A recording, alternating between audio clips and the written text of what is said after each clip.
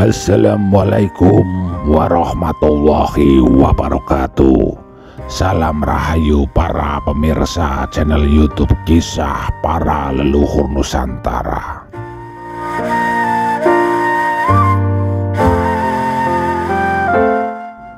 Pada kesempatan kali ini kita akan membahas tentang Perang Mataram melawan Surabaya.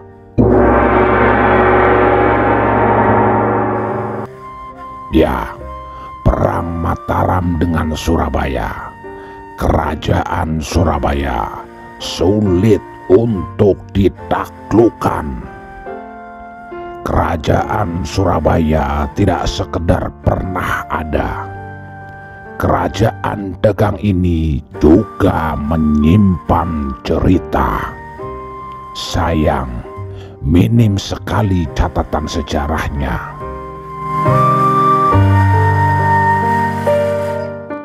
Sastrawan Surakarta Ki Padmosusastro pada tahun 1902 dalam kitab Sejarah Dalem setidaknya bisa menggambarkan betapa tangguhnya kerajaan pesisir ini. Menurut kitab itu, konflik terbuka pertama antara Surabaya dengan Mataram terjadi pada tahun 1614. Mataram yang terobsesi menyatukan tanah Jawa terkendala dengan kerajaan Surabaya yang ingin berdiri sendiri dan menguasai Madura hingga Kalimantan sebelah selatan.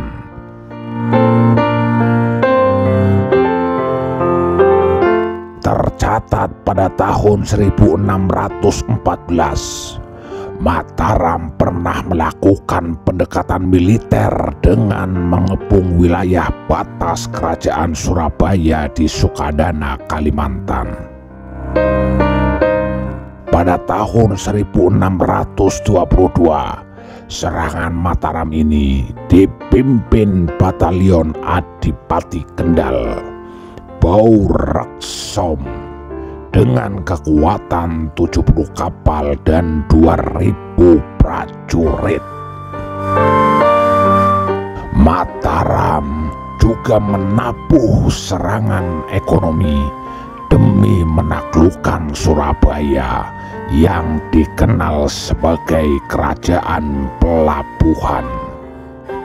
Panen bahan makanan mentah dari pegunungan dan pedalaman jatuh ke tangan Mataram dengan menghadang rute kiriman bahan mentah lewat Kali Brantas menuju Surabaya. Saat itulah terjadi pertempuran sengit antara Surabaya dibantu Madura dengan Mataram. Menurut Padmosusastro, inilah pertempuran terhebat dalam sejarah serangan Mataram. Di dalam pertempuran, Panglima Mataram yaitu Sujanapura tewas bersama Adipati Pamekasan melalui perang yang tidak dicatat lamanya. Mataram yang kewalahan kemudian mendatangkan bala bantuan 80.000 tentara dipimpin Kiai Jurukiting yang berbuntut menaklukkan Madura pada tahun 1624. Namun jantung Surabaya belum bisa ditembus Mataram, hanya sanggup menutup Selat Madura untuk mengisolir Surabaya. Mataram mengukir sejarah saat menguasai Batavia dalam pertempuran yang dipimpin oleh Sultan Agung pada tahun 1628 dan 1629. Namun menghadapi Surabaya, Mataram tidak pernah mengulang sukses. Bahkan dari berbagai sumber tidak ada satupun yang menuliskan bahwa kerajaan Surabaya pernah dijajah. Operasi militer Mataram yang melelahkan itu berbuah menguasai Madura pada tahun 1624. Tetapi drama ini belum tamat karena Surabaya belum juga tunduk. Hingga saat itu hanya Surabaya satu-satunya yang tersisa di tanah Jawa pasca runtuhnya Majapahit. Pada akhirnya, kecerdikan otaklah yang bisa mengalahkan Surabaya, bukan otot dan pedang.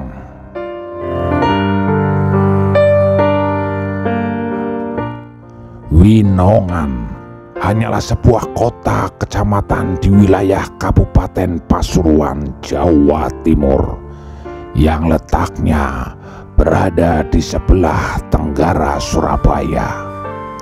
Di kota kecil itulah pada tahun 1614 pasukan Mataram yang dipimpin oleh Temenggung Suratani mendirikan pusat komandonya, sekaligus mengkoordinasikan serangan Mataram ke daerah timur. Sejak tahun 1614, mulai dari Winongan, bala tentara Mataram terus merongrong kekuasaan Surabaya. Serangan demi serangan pun dilakukan ke berbagai wilayah kekuasaan Surabaya di pantai utara Jawa, mulai dari Tuban, Gresik, dan terus merangsek ke jantung kekuasaan Surabaya.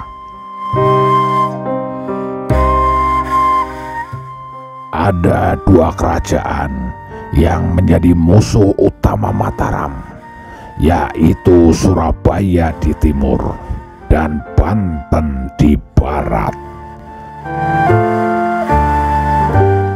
Sejak kepemimpinan Panembahan Hanyakrawati, kerajaan Mataram gigih memperluas pengaruhnya di Jawa. Beberapa tahun menjelang akhir kekuasaannya, raja yang kemudian setelah meninggal digelari sebagai Panembahan Sedo ing Krapyak itu memang menjalankan politik luar negeri yang aktif. Bahkan mengutip sejarawan H.J. de Graaf, Panembahan mempekerjakan Juan Pedro Italiano, seorang petualang Italia yang telah masuk Islam, untuk melobi para pedagang Belanda. Semasa hidupnya, Panembahan Krapyak gencar memerangi Surabaya, namun tidak pernah berhasil menguasai kota yang terkenal memiliki pertahanan yang sangat kuat itu. Ketika Sultan Agung menggantikan posisi Panembahan Krapyak pada tahun 1613, raja baru itu meneruskan pekerjaan sang ayah yang tak sempat berlanjut karena keburu wafat pada tahun 1613. Pada saat Sultan Agung memerintah, sebuah taktik lain dijalankan. Alih-alih menyerang langsung ke Surabaya, Sultan yang sebelum dinobatkan bernama Raden Mas Jatmika itu memilih untuk menyerang lebih dulu daerah-daerah taklukan Surabaya.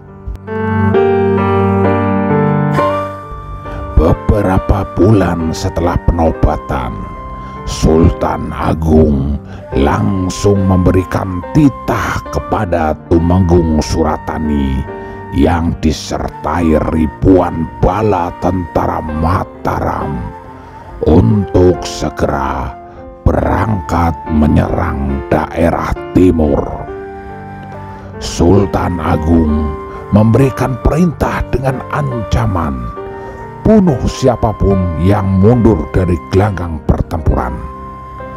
Target serangan pertama adalah Pasuruan. Namun serangan itu gagal karena tentara Pasuruan bertempur habis-habisan mempertahankan kotanya. Walhasil, bala tentara Mataram mundur ke Winongan dan bertahan di daerah itu dengan membangun perintang yang sangat kuat untuk melindungi diri dari kemungkinan serangan balasan. Sementara menyusun kekuatan untuk serangan ulang, Tumenggung Suratani memerintahkan Tumenggung Alap-Alap merebut Lumajang dan Renong. Namun kedua bupati itu berhasil melarikan diri. Tumenggung Alap-Alap dan pasukannya yang berhasil menguasai kota menjarah harta benda milik bupati, bahkan menculik para perempuan untuk dibawa pulang. Aksi penyerangan dilanjutkan sampai ke Malang, di mana pasukan Tumenggung Alap-Alap berhasil menangkap Rangga Tohjiwa, Bupati Malang yang sempat melarikan diri dari kejaran pasukan. Cara pasukan Mataram menebar aksi teror ini cukup berhasil menimbulkan ketakutan di kalangan penguasa daerah-daerah protektorat Surabaya. Dalam jangka waktu yang singkat, Mataram terus menggempur daerah-daerah di Jawa Timur. Ekspedisi demi ekspedisi dikirim, mengoyak rasa tentram para penguasanya. Tidak semua serangan Mataram berhasil. Dalam beberapa serangan balasan, pasukan Mataram kocar-kacir, seperti yang terjadi pada pertempuran di Sungai Andaka. Kini sungai itu disebut dengan Sungai Brantas, di mana dua pemimpin pasukan Mataram, Arya Suratani dan Ngabel Ketawangan, tewas di tempat. Mataram terlebih dahulu menyerang kota-kota satelit di sekitar Surabaya. Agaknya bertujuan untuk memutus jalur logistik ke Surabaya.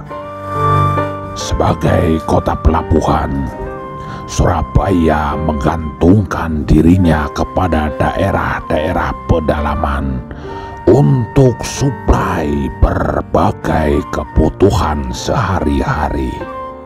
Bahkan kebutuhan atas air pun diambil dari Kalimas, salah satu dari dua cabang kali pecahan aliran Sungai Brantas yang melintasi Mojokerto. Kelak, lewat Sungai Brantas, Surabaya bisa dibuat bertekuk lutut. Taktik demikian ditempuh Mataram karena serangan langsung terhadap Surabaya tidak pernah berhasil. Surabaya terlalu kuat. Apalagi bala bantuan dari Madura selalu siap setiap saat mempertahankan Surabaya.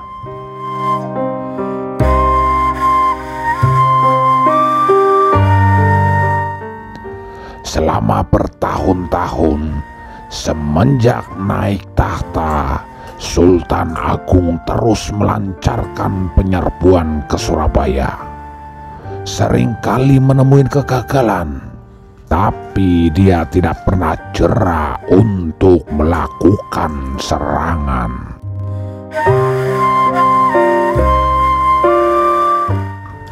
Para pemirsa, apa yang sebenarnya mendorong Sultan dari Trah-Ki Ageng Pamanahan itu begitu ngotot menaklukkan Surabaya? Silahkan disimak pada bagian kedua. Terima kasih. Wassalamualaikum warahmatullahi wabarakatuh. Salam Rahayu.